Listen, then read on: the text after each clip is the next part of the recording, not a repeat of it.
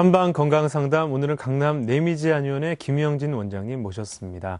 바로 만나 뵙겠습니다. 원장님 안녕하세요. 네, 안녕하세요. 예. 자, 오늘 참 더운 날씨에 네. 이렇게 또 찾아주셨는데요. 예. 이 준비하신 내용이 네. 거의 뭐 전화 거시는 분들 중에 60살이 좀 넘으시면 네. 다들 하나씩 앓고 계신 질환이 아닌가 싶은데요. 네, 맞습니다. 퇴행성 질환에 대해서 오늘 준비해 주셨습니다. 예. 대체 이 퇴행성 질환, 퇴행성 관절염이란 어떤 겁니까? 네. 퇴행성 관절염은 이제 말 그대로 이제 관절 부위를 많이 사용하면서 생긴 관절염이라고 볼 수가 있습니다. 일반적으로 이제 류마티스 관절염이나 다른 이제 관절염과는 다르게 국소적인 어떤 병변으로 나타나는 경우가 많습니다. 그래서 이제 무릎이나 주로 고관절 또는 발목, 주로 이제 하지 쪽으로 이제 많이 나타나시게 되는데요. 네. 이 대부분의 경우에 이제 건강한 이제 관절의 경우에는 관절과 관절 사이에 이제 연골이라고 하는 부분이 아주 매끈하고 탄력 있게 유지가 되게 됩니다. 근데 이러한 관절 사이에 있는 연골 부분이 이제 많이 사용을 하거나 또는 잘못된 어떤 자세나 운동으로 인해서 과도하게 이제 내 정상 범위에서 벗어나 있는 어떤 압력이나 힘이 가해졌을 때 그 연골이 손상이 되고 또 연골이 손상이 되면서 관절과 관절 사이에 골극이라는 이제 비정상적인 물질이 형성이 되게 됩니다. 이 골극이 관절 주변에 염증을 유발하게 돼서 생기는 질환인데요. 대부분의 경우 이제 남성보다는 여성의 경우가 생기는 경우가 더 많습니다. 특히 이제 50대 이후에 한 여성분들의 한 30% 정도는 많이 생기는 질환으로 남성분들은 거기에 비해서 한 15% 정도밖에 되지는 않으시는데요. 주로 여성분들 같은 경우에 이제 폐경기, 즉 갱년기를 겪으면서 골수가 부족해지면서 이 관절의 주변에 연골이나 인대가 약해지면서 많이 나타나고 있습니다. 또한 이제 퇴행성 관절염 같은 경우에 이제 운동 부족으로 인해서 생기기도 하는데요. 이러한 이제 퇴행성 관절염의 경우에는 그래서 치료하는 방법도 여러 가지로 나눌 수가 있겠습니다. 네. 이 퇴행성 관절염의 원인은 어떤 게 있습니까? 네, 퇴행성 관절염의 원인은 뭐 뚜렷하게 밝혀진 것은 없지만 1차적으로 이제 관절 자체에 문제가 생겨서 이제 퇴행성 관절이 오는 1차적인 원인이 있고요. 속발성이라고 해서 관절 외에 다른 장기의 기관이라던가 또는 혈액의 문제로 인해서 관절 자체의 문제보다는 다른 기관의 문제로 인해서 이제 관절에 염증이 생기는 어떤 원인을 들 수가 있겠습니다. 그래서 1차적으로 문제가 되는 경우에는 관절 자체에 이제 보통 결핵균이라고 하는 결핵성 관절염을 앓거나 또는 지속적인 운동을 통해서 연골 자체가 과도하게 손상이 되었을 경우에 이제 그 관절 부위에 해당하는 부위에 염증이 생기고 관절이 변형되는 경우를 이제 1차성 이제 퇴행성 관절염을 볼 수가 있겠고요.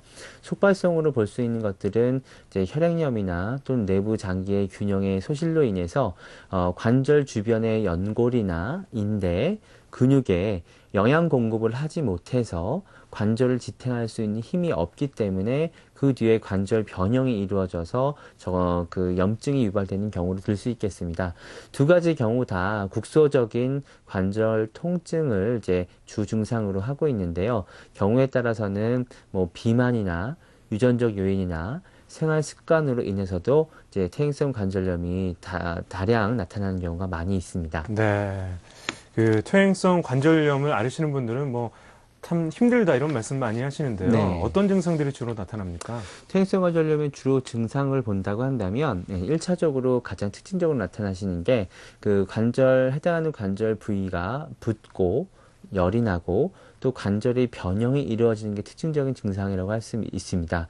또한 처음에는 이제 해당 관절을 움직일 때만 그 국소 부위의 관절이 통증이 느껴지시게 되는데요. 이제 나중에는 움직이지 않고 가만히 있는데도 불구하고 그 국소 부위의 관절 통증이 아주 극심한 경우가 많습니다. 또한 이제 움직일 때마다 많은 이제 그 관절의 어떤 마찰음이 들리거나 또는 그 관절의 통증으로 인해서 다른 관절 쪽에도 영향을 미치는 경우가 많습니다. 예를 들어서 좌측의 다리가 퇴행성 관절염으로 고생하신 경우에는 반대쪽 다리인 우측 다리에도 비슷한 어떤 관절염 증세가 반복해서 나타나는 경우가 많이 있는데요. 퇴행성 관절염 같은 경우에는 일반 관절염하고는 다르게 관절의 변형이 초래하기 때문에 치료하는데도 상당히 장기간이 걸리지만 장시간에 걸쳐서 내 관절이 무리가 가서 그것들이 변형이 이루어져서 생기는 것이기 때문에 반드시 운동요법과 여러 가지 치료를 병행을 하셔서 장기간의 치료에 걸쳐서 몸을 치료하셔야만 나을 수 있는 증상입니다. 네. 이 장기간의 치료가 필요하다고 하셨는데요. 주로 네네. 양방에서 그런 치료들을 해오시는 걸로 알고 있는데, 예, 그렇습니다. 이 양방과 다른 한방의 이 퇴행성 관절염의 치료 방법은 있습니까? 네, 보통 이제 양방의 경우에는 이제 소염제나 진통제 또는 근육유연제, 또 심한 경우에는 연골주사라고 해서 이제 스테로이드 제제를 이용한 어떤 치료 방법을 쓰고 있는데요. 한방에서는 이제 그 퇴행성 관절염을 이제 정과 혈이 부족해서 골수가 부족해서 뼈 주변에 있는 인대나 연골을 자양하지 못해서 생기는 질환을 볼 수 있습니다.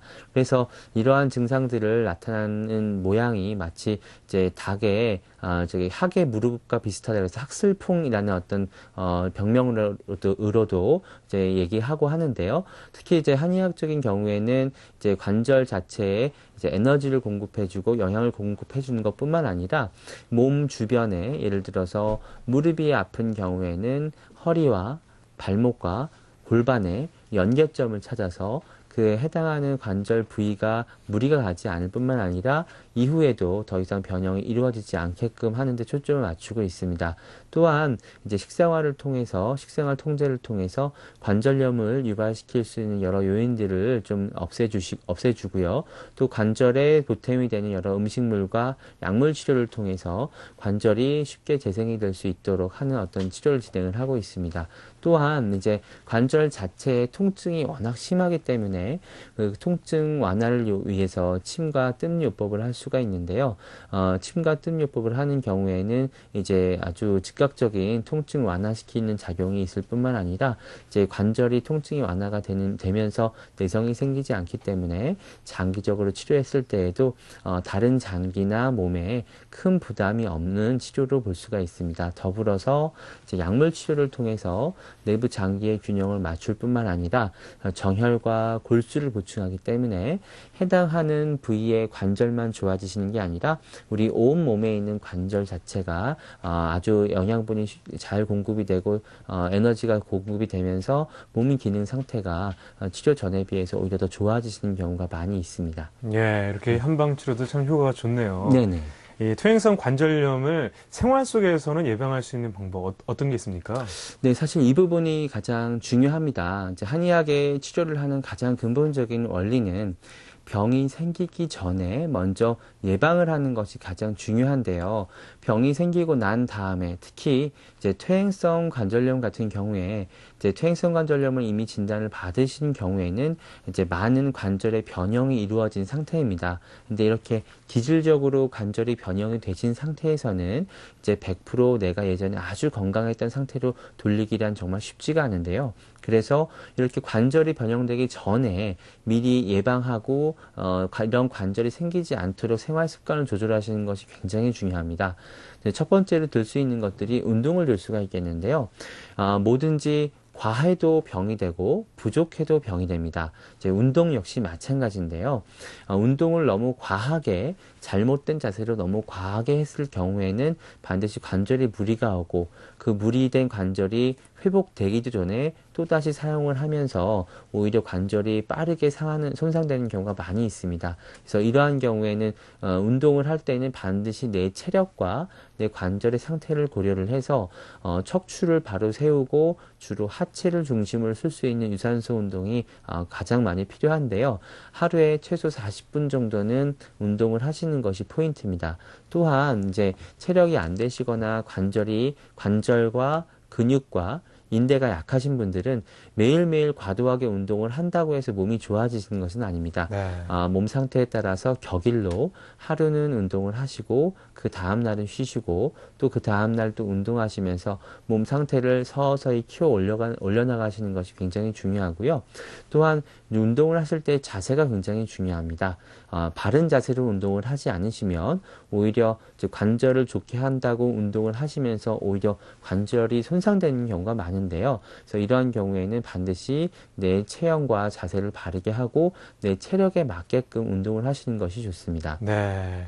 그 음식은 또 어떤 걸 좀 드셔야 도움이 될까요? 네, 음식은 관절에 영양을 공급해주고 또 관절 자체가 이제 쉽게 말하면 연골이 손상되거나 몸이 안 좋아졌을 경우에도 내 몸에 에너지를 잘 공급하게 되면 쉽게 회복이 되는 경우가 많이 있죠. 네. 근데 음식 같은 경우에는 특히 관절에 안 좋은 음식과 관절에 보탬이 되는 음식이 있을 수가 있는데요. 네. 대표적인 예로 이제 기름진 음식을 들 수가 있습니다. 우리 몸에는 이제 에너지를 아주 고도로 농축시킨 어떤 그 형태가 이제 골수라고 하는 형태라고 들 수가 있겠는데요.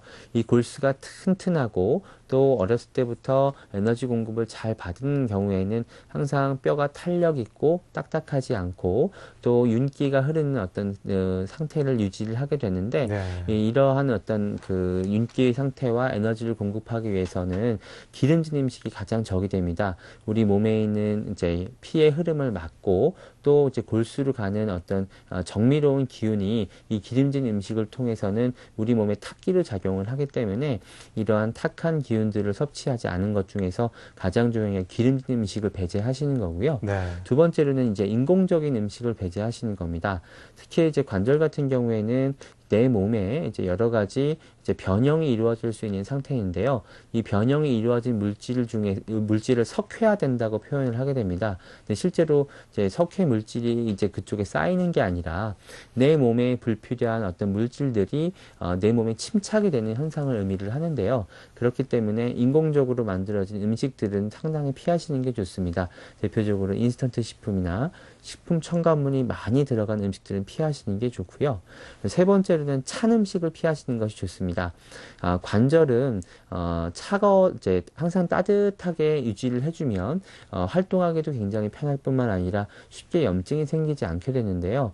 이제 차가운 데서 오래 생활을 하거나 또는 관절 자체를 차게 하거나 또는 몸에 차게 하는 음식들을 다량 섭취했을 때에는 내 몸의 체온을 유지하기 위해서 많은 에너지가 소비하게 됩니다. 또한 이러한 찬 음식이 몸의 균형을 깨기 때문에 관절 질환에도 굉장히 안 좋을 수가 있고요.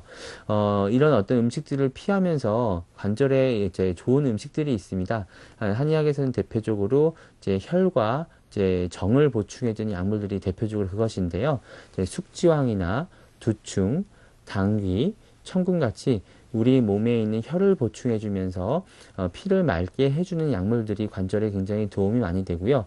또한 신장 기능을 보충할 수 있는 약물도 관절에 도움이 많이 되십니다. 그래서 이러한 경우에 구기자, 오미자, 차전자 또는 홍화씨 같이 이런 씨앗 종류로 된 것들을 우리 몸의 골수를 보충하기 때문에 도움이 많이 되십니다. 또한 관절 증상이 있을 때에는 대부분 많이 붓는 경우가 많은데 이러한 경우에는 우리 몸에 불필요한 수분, 즉 습이라고 표현을 하는데 이러한 우리 몸에 있는 불필요한 수분들을 원활하게 이제 없애주고 잘 순환만 시켜줘도 관절에 통증이 많이 예방되는 경우가 많이 있습니다. 이럴 때 강활, 방풍, 독활 같은 이제 우리 몸에 있는 습을 제거해 줄 수 있는 약물들도 그 차처럼 복용을 하시면 많이 도움이 될 수가 있습니다. 네. 이 말씀 듣는 것만으로도 어떻게 하면 좋을지 좀 상상이 되는 것 같은데요. 네네. 마지막으로 퇴행성 관절염 환자들에게 조언 한마디 좀 해주시죠. 예, 퇴행성 관절염을 앓고 계신 모든 분들이 이제 관절을 아끼신다고 운동을 안 하시는 경우가 많이 있습니다. 아까 운동의 중요성에 대해서 좀 길게 설명을 드렸는데 뭐든지 과해도 좋지 않지만 부족한 것은 더더욱 좋지 않습니다. 특히 이제 관절이 약했을 때 이제 이가 없으면 잇몸으로 씹는다는 얘기도